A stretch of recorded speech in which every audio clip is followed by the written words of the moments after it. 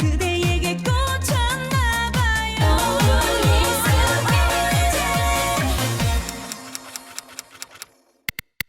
여러분 안녕하십니까?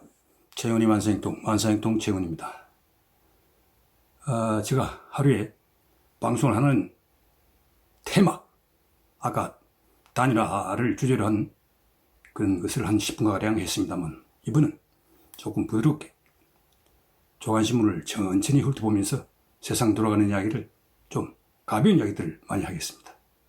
그래도 무거운 이야기부터 하겠습니다.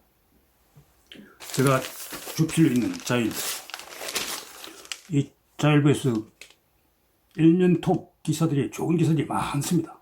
제가 있다고 해서 그렇게 말하는 것은 결코 아닙니다. 오늘도 좋은 테마,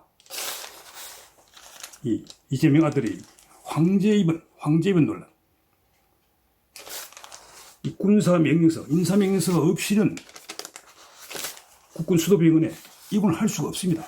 최상급 병원입니다. 지역의 예하부대 병원에서 치료할 수 있는 중증 환자들이 가는 곳인데, 인사명령서도 없이 이재명 후보의 아들은 몇 개월 동안 여기서, 성남에 있을 때 특히 성남시장으로 있는 시장 아빠 찬스를 쓴 것이 아닌지 의심을 할 수밖에 없는 사안이 아닐 수 없습니다. 읽는 제목이 좋네요. 응답하라 국방장관, 서국방장관, 진석을 제대로 밝히고, 당신도 이런 일들을 제대로 처리하지 않으면 나중에 직권남용 등 또는 직무유기 등 그런 형사적 책임을 묻게 될지도 모르니 반드시 제대로 진상규명하십시오. 아주 좋은 기획 기사입니다.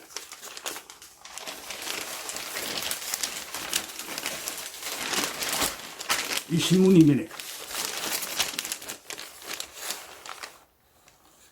매일 한 편씩 시글을 해설과 함께 해드려 하고 있습니다.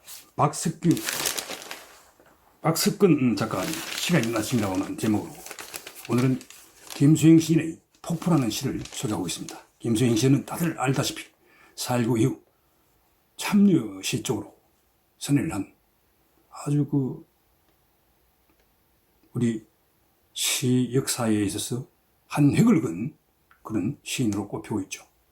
모더니즘 시세계를 추구하고 있습니다. 이 폭포라는 것은 어떻게 보면 정의를 추구하는 마음이랄까요? 비판이라고 할까요? 또는 그런 것들을 추구하는 고매한 정신이라고 할까요? 폭포처럼 떨어지는 이 시 해설하는 박석근 작가는, 용기라는 것은 두려움을 느끼지 않는 게 아니라 그 두려움을 이겨내고 극복하는 것이라고 이야기를 하고 있습니다. 그래서 이 폭포는 고매한 정신, 정의를 추구하고 불의에 저항하는 그런 고매한 정신을 상징한다고 합니다. 그 중간에 이런 표현이 있네요. 고전소리는 소리이다. 고전소리는 고전, 소리를 부른다. 마지막에 나타와 안정을 뒤집어 놓은 듯이 높이도 폭도 없이 떨어진다. 폭포를 아주 형상화하고 있습니다. 고매한 정신이라고 하는, 불의와 타협하지 않고 진리를 추구하고 정의를 추구하는 그런 고매한 정신을 신이 노래하고 있습니다. 이 신문 자유 3면 황제의전, 김혜경, 해동궁, 김씨, 이성은 법카, 몰래 사용 등에 대해 가지고 민주당이 대응하는 태도를 비판하고 있습니다. 법인 카드 유형에 대해서 해명도 하지 않고 재구성은 공격을 하고 있습니다. 이래서 되겠습니까? 지금?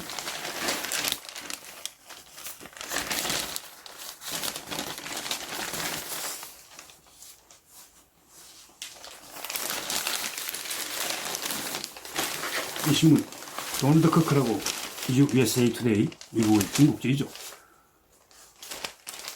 편집을 맡은 바 있는 도널드 커크, 심주한미대사, 필립 골드버그라고 10여 년 전 유엔 대북 제재를 이끌어낸 아주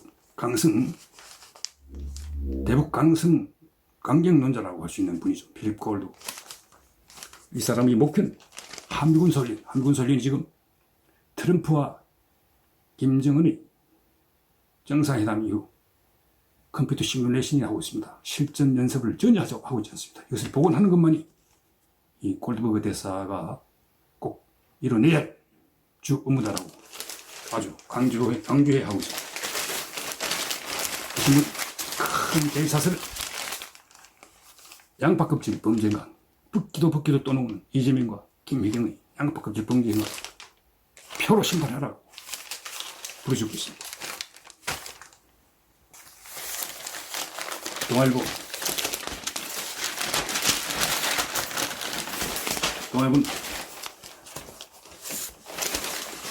박주인 논술주관이 안철수 책임 총리론이라는 제목으로 윤석열 후보에게 단열을 촉구하는 이야기들을 하고 있습니다. 안철수 후보의 철수 트라우마, 이걸 해소해주기 위해서는 안철수 후보는 철수를 굉장히 싫어합니다. 자신이 철수이지만 철수한다는 그런 인상, 그런 것 때문에 정치적 표를 많이 잃었습니다. 그렇기 때문에 철수 트라우마를 극복을 할 수 있도록, 아니 누그러뜨려 주기 위해서는 경제장관 인사건 DJP 연합에서 한번 보여준 바 있죠. 그때 JP의 지지율은 2, 3%밖에 안 됐습니다. 그래도 김대중 DJ는 DJP 합의에서 내각제 개헌 약속과 함께 초대 총리에 JP를 안 주고 또 5개 경제장관을 비롯한 5개 부처를 인사권을 주었습니다. 그런 것을 염두에 두고 박주기 논술주관이 윤석열 후보에게 촉구를 하고 있습니다. 이 저항적 대통령이기 때문에 윤석열 후보는 2차례 곤혹을 치렀죠. 박근혜 때, 국정원 댓글 썼을 때 항명파동 등을 거치면서 결국 좌천에 물을 먹고 고공으로 쫓겨갔습니다. 그리고 또 검찰총장이 된 후 조국 등 진정권 인사들, 아니 문통을 직접 겨냥한 수사도 했습니다. 울산 선거부정 사건, 월선, 원전, 경제성 조약 사건 등 그런 거 다 하다 보니까 엄청난 탄압을 받고 결국 대통령 후보 자리에까지 올랐습니다. 그런 만큼 저항적 대통령제의 폐해를 누구보다 잘 알 수 있으니까 책임 총리제, 안철수를 책임 총리에 임명을 하든 안 하든 어쨌든 책임 총리를 해서 저항적 대통령제의 폐해를 개헌 이전이라 극복을 하고 또 안철수와의 단일화 또 실마리를 들 수 있는 그런 강단을 보여주라. 그런 것을 하려면 국민의힘 내에 있는 자강론자들, 자강론이라는 것은 상승세에 있기 때문에 굳이 단일화를 하지 않더라도 안철수, 이재명, 심상정 이 3명이 다 나오는 사자 구도에서는 필승한다는 사자 필승, 이런 엉터리 같은 생각을 하면 안 됩니다. 옛날 87년 대선 때도 이런 엉터리 생각을 하다가 결국 노태우 당선자 좋은 일만 시켰죠. 그래서 이 자강론자들을 정치적으로 설득하는 그런 정치력을 좀 발휘해라 라고 윤석열 후보에게 주문하고 있습니다. 조선일보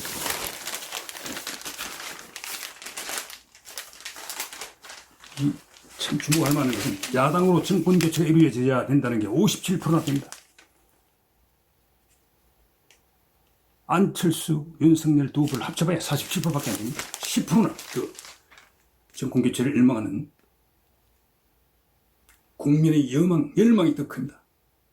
그런데도 단일을 안 하겠다면 이 윤석열 안철수 후보 그 나머지 10%를 어떻게 할 겁니까? 단일화를 안 할 때 그 표가 사표가 되거나 산산조각이 나버릴 텐데 반드시 정신을 똑바로 차리기 바랍니다.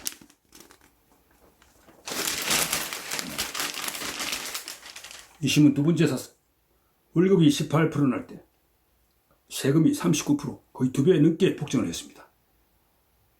정말 서민들, 월급쟁이들 팍팍한 살림살이가 걱정이 됩니다. 이 신문이 세 번째 사설도 참 눈에 띄입니다. 사법부에 오점을 찍고 떠나는 김명수 코드 판사, 이 거짓명수, 대법원장 자격이 없는 자가 대법원에 앉아서 대한민국의 사법부를 마구 뒤흔들어 놓고 사법 신뢰를 땅에 떨어뜨려놨습니다. 그것을 통일하게 지적하고 있습니다. 이 김명수 키저들이 좋은 요지에 갔다가 정권 교체가 눈앞이 보이니까 사법부를 떠나고 있다고 합니다. 참 한심한 자들이 아닐 수 없습니다. 최임희 시인이란 누구인가? 폴란드의 장시인 루제비치라고 하는 시인을 타데우시 루제비치입니다. 불과 8년 전에 타결을 했습니다. 시가 아주 상당히 눈에 탁 띄입니다. 시인이란 누구인가라는 시입니다. 시인이란 시를 쓰는 사람이고 동시에 시를 쓰지 않는 사람이다 라고 부정을 합니다. 역설적인 화두를 던집니다. 시인이란 매듭을 끊는 사람이고 또한 시인은 매듭을 연결하는 사람이다. 이것도 역설입니다. 끊는 사람이 다시 붙인다. 이거 붙인다는 시인이란 믿음을 가진 사람이고 아무것도 믿지 못하는 사람이다. 이런 역설을 통해 우리가 사는 삶의 부조리함 이런 것들을 이야기하고 이런 것들을 극복해서 우리 삶의 완전성을 회복하려면 어떻게 해야 한다는 것을 아주 비유적으로 역설적으로 잘 드러내고 있습니다. 중앙일보 이학연 주필인데 진영의 리더를 대통령으로 뽑으셨다. 이 사람의 논지는 안보마저도 과거 조선시대의 사색 땅파처럼 후보마다 딴소리들을 하고 있습니다. 윤석열 후보가 보수 우파의 그런 기조를 유지하는 반면 심상정, 이재명은 약간씩 결의 차이는 있지만 평화론자. 근데 힘이 없는 평화가 가능합니까? 지금 북한은 비핵화를 코스숨치고 있습니다. 오히려 핵 전력을 고도화했습니다. SLBM까지, 최근의 극총 미사일까지. 곧 김일성의 생일이나 김정은이 취임식, 취임 이럴 때 ICBM을 발사할지 모릅니다. 이런데도 우리는 리더들이 다 진영을 쫓아 갈라져 있습니다. 이 안보가 굉장히 두렵습니다. 경제는 한번 무너지더라도 다시 일으킬 수 있지만 안보는 무너지면 나라가 없어지는 겁니다. 그렇기 때문에 진영의 대통령 우리가 뽑아서는 안 된다는 그런 주장을 하고 있습니다. 머니투데이 에그플레이션 공포. 에그플레이션이라 하면 인플레 속에서 소비자들은 또 실질 구매력이 감소해서 이중 고통을 당하는 그런 것입니다. 지금 이래 에너지 가격 폭등이 하고 있고, 그 다음에 곡물가격도 인상되고 있습니다.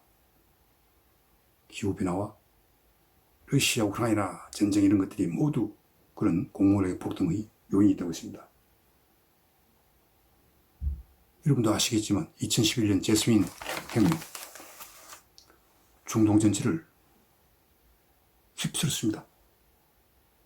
러시아가 밀수출을 금지하면서 티니제지 빵값이 폭등하면서 폭동이 발생했고, 이것이 중동 상당 국가들을 휩쓸었습니다. 이게 제스민 혁명인데, 이런 곡물가 인상, 그것이 빵값을 올리고 가난한 나라의 인종들이 들고 일어나는 그런 혁명으로 연결되는, 우리나라 그런 가난한 나라는 아닙니다만 아주 재미있는 에그플레이션 공포라는 관념입니다.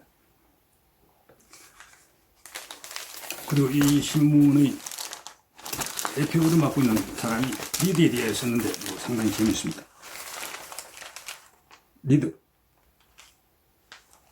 옛날 왕이나 황제까지도 자신을 과인이라고 불렸다는데, 그 과인이라는 게 외로운 사람이라는 뜻입니다. 외롭다 하면 아부하는 사람은 많지만 진심을 털었고 지근을 하거나 하는 사람은 드물다는 이야기입니다. 그래서 외로움을 극복할 수 있도록 인문교양 그런 것들에 대해, 예술에 대해 관심을 갖고, 그게 쉽지 않다면 종교라도 기여를 하라고 이야기를 하고 있습니다. 리더가 된다는 건 외로운 일입니다. 외롭기 때문에 그것을 슬기롭게 극복할 수 있는 인문, 예술, 종교 이런 여러 가지 것들을 권하면서 그런 것들이 안 된다면 기도와 명상이라도 할 수 있어야 한다고 이야기를 하고 있습니다. 정말 중요한 것은 후진국일수록 눈에 안 보이는 것이 어설프고 뭔가 엉터리로 되어 있는 경우들이 많습니다.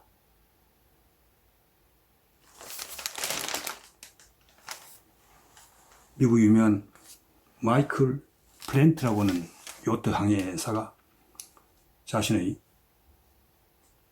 완벽한 요트 그 이름이 코요테입니다. 코요테를 타고 대서양 행진을 했었는데 누구도 이 사람이 자초할 거라고 의심하지 않았는데 요트는 자초한 채 발견되고 마이클 플랜트는 시신조차 찾을 길이 없었습니다.